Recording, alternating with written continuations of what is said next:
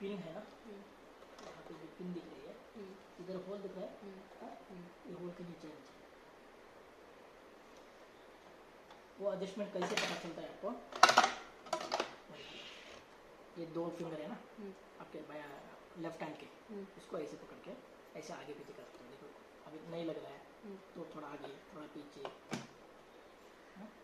वो आदत होते होते हो जाएगी। हम लोग अभी आंख बंद करके बैठा, ठीक है?